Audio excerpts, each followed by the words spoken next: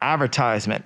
And my take on that is, you know, there's one place in the Bible where it says God sees sin differently, and there's another place where it says, you know, let me get out my phone. I can like really pull up the exact thing it says in the Bible. The general gist, and we'll get back to it after the 5-minute break, is that you have to stay strict to everything and remove as much sin as possible in order to serve God.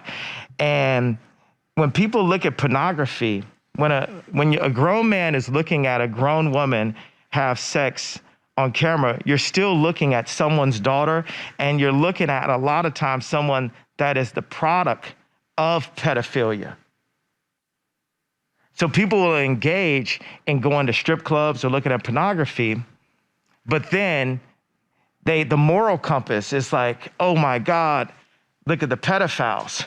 But in a way, anybody who looks at pornography is a form of a pedophile also. Let's bank it all in.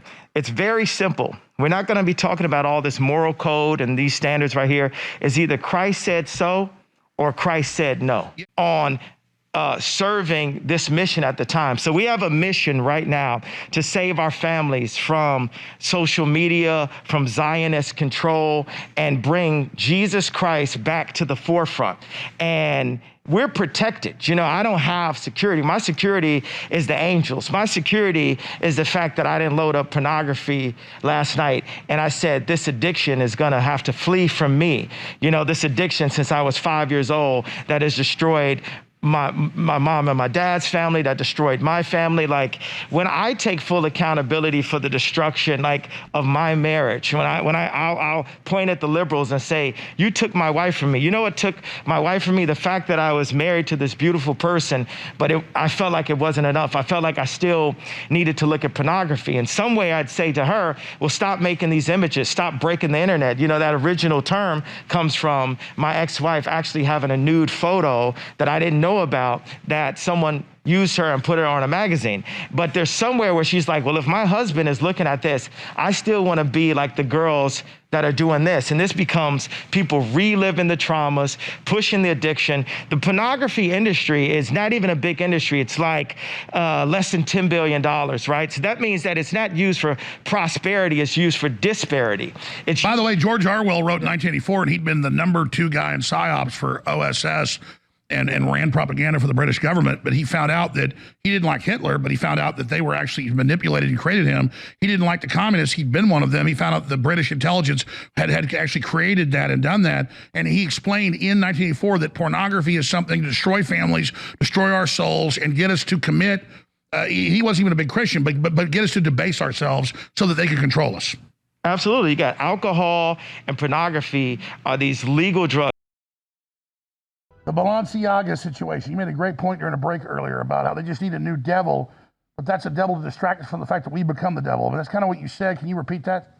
Yeah, I just saw people making videos about it, and I said, it just seems like it's just more noise and mayhem and code red and things to get people outraged. As I said before, every form of pornography is only 10 years away from pedophilia. Anybody that's watching pornography, if you're watching a woman have sex on camera, she's reliving the trauma of being molested. Like, a greater majority of women that end up being strippers, prostitutes, or pornographers, adult film stars, have gone through the trauma of experiencing pedophilia. But sex is a legal drug that's pushed to destroy humanity. If you drive down the street in California, they will be pushing strip clubs, they're pushing alcohol, they're pushing sex.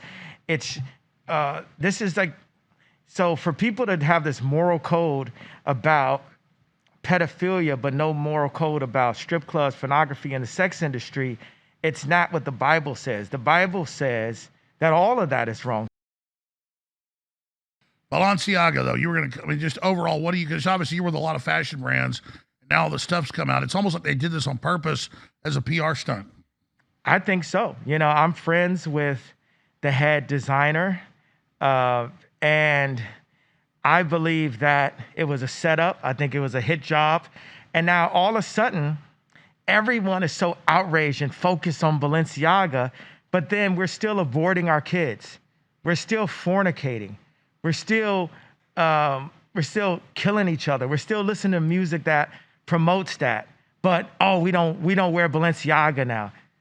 You shut the hell up. You know what I'm saying? At the end of the day, what are you doing? You're throwing stones. Oh my God! But our moral code. We just cheated on our wives. We just fornicated. We just had threesomes. We just bought some sex on Instagram. We just sold some sex. We use sex to sell a product. But we don't like Balenciaga. Shut up! Shut up! I'm throwing the tablets right now. Shut up. Instagram is about prostitution, and everyone involved in any version of the sex business is as bad as the pedophiles. So everyone shut up.